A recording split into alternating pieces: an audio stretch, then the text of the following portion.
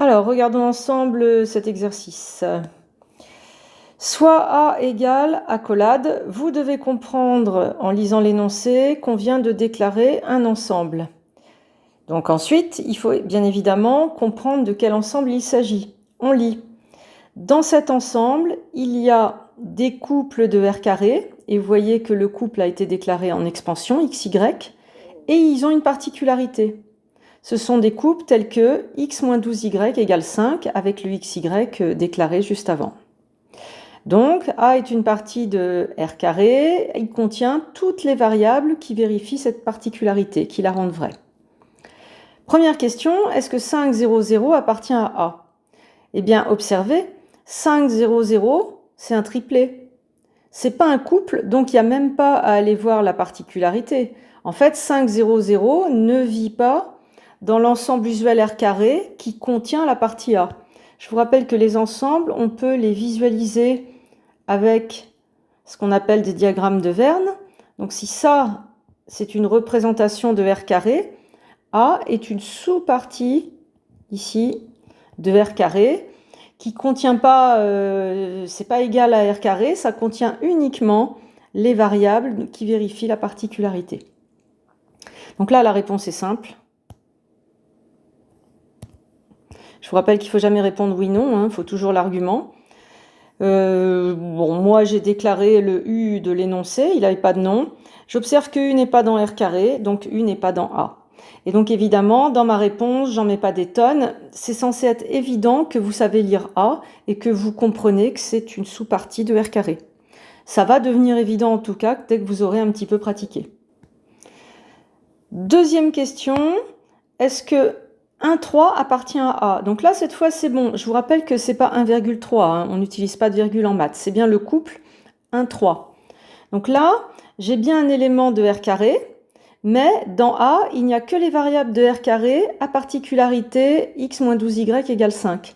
Donc je vais tout simplement aller calculer cette partie-là, x moins 12y pour le couple 1,3, et je vais regarder si ça fait 5. Si ça fait 5, il sera dans A. Si ça fait pas 5, il n'y est pas. Donc ça peut donner une rédaction de ce type-là. Donc j'ai observé que V était dans R carré cette fois. Et puis, je suis allée calculer le 1 moins 12 fois 3, c'est moins 35. Or, moins 35, c'est pas 5. Donc V n'est pas dans A. Voici une façon de répondre. Troisième question, est-ce que 5, 0 appartient à A? Eh bien, on va faire exactement comme avec un 3. On va aller calculer le x moins 12y de 5, 0 et voir si ça fait 5. Et donc, ça donne quelque chose à peu près comme ça. Soit W égale 5, 0. J'observe 5 moins 12 fois 0 égale 5. Et donc, W appartient à A. Vous pouvez remarquer quelque chose. C'est que dans l'item 2, j'avais observé V dans R carré. Ça, c'est parce qu'on débute. Donc, comme juste avant, j'avais montré R cube, R3, voilà.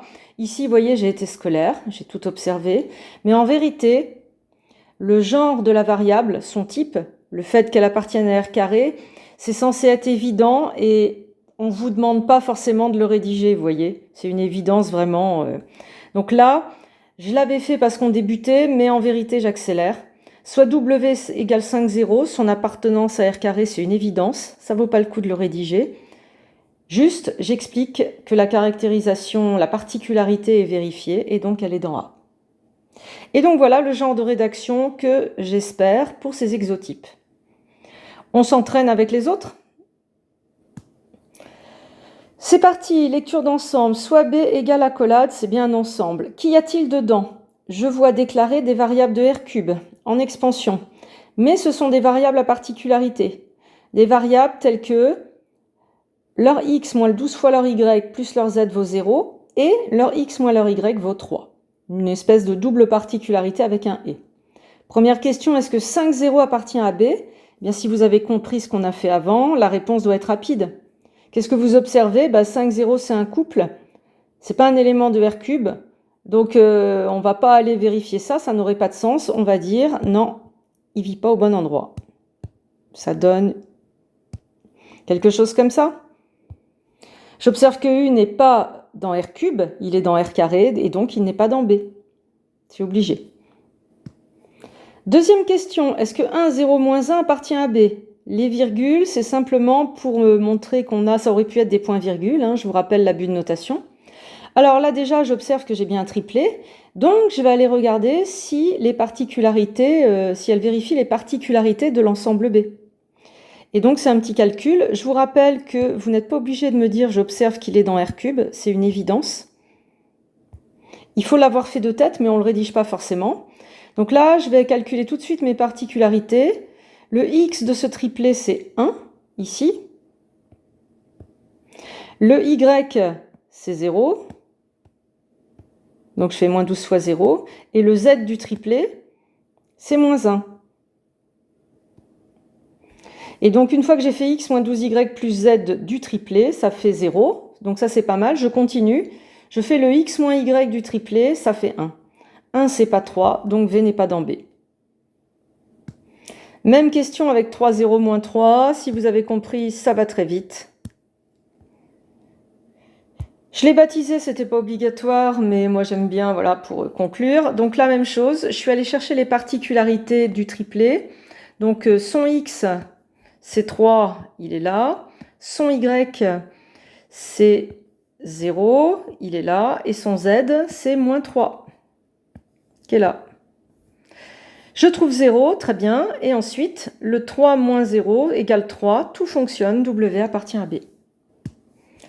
Autre ensemble, qu'y a-t-il dedans? Donc l'ensemble, je le reconnais avec les accolades ouvrantes et fermantes. Il y a des réels, de simples réels, tels que leur particularité.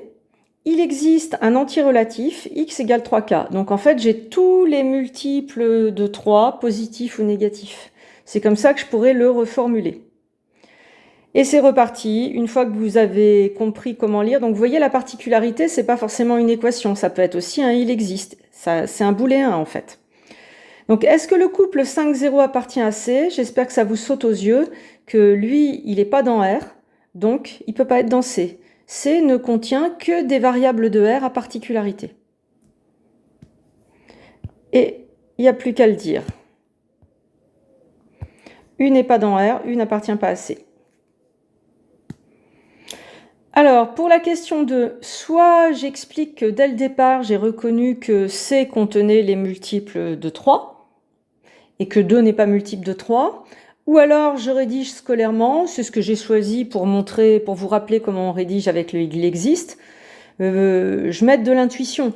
En fait, je pressens que 2 n'appartient pas à C, donc qu'il n'existe pas K dans Z tel que x égale 3K.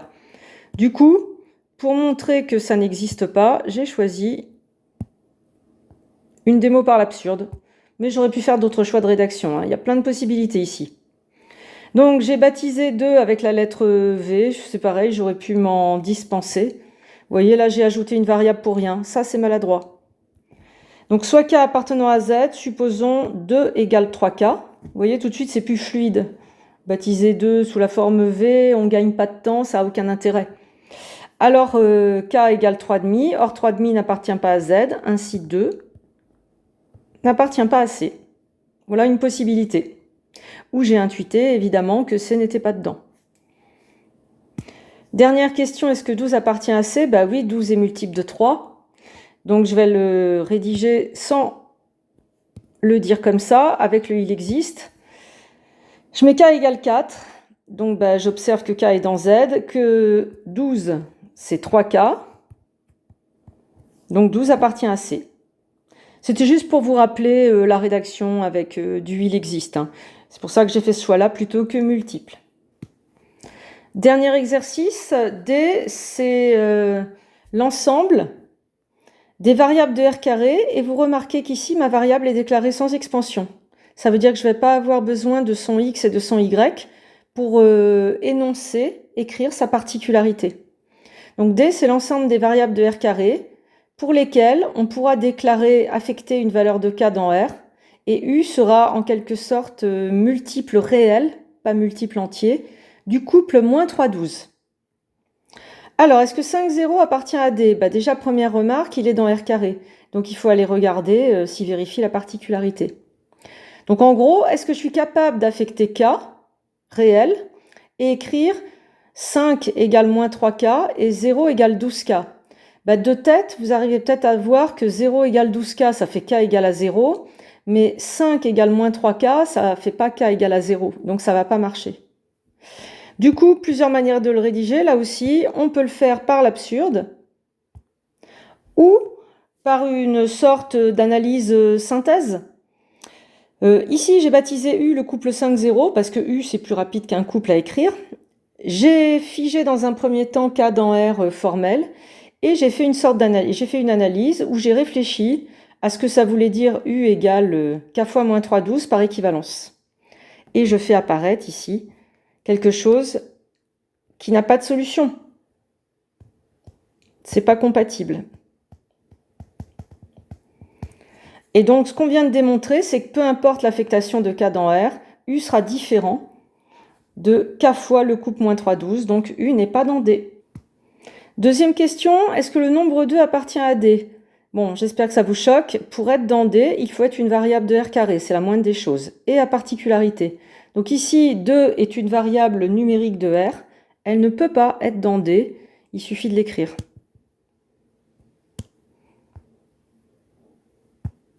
« 2 n'appartient pas à R carré, donc 2 n'appartient pas à D.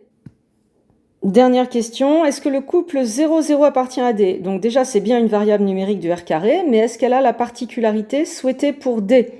Et bien là, vous voyez bien qu'avec K égale à 0, vous pouvez affecter K, et on aura bien 0,0 égale 0 fois moins 3/12. Donc vous devez comprendre que ça marche par intuition. Ça va donner ça. Soit K égale à 0, j'ai intuité la valeur de K qui convient, et j'explique pourquoi elle convient. Et donc 0,0 est dans D. À bientôt pour la suite de ce chapitre.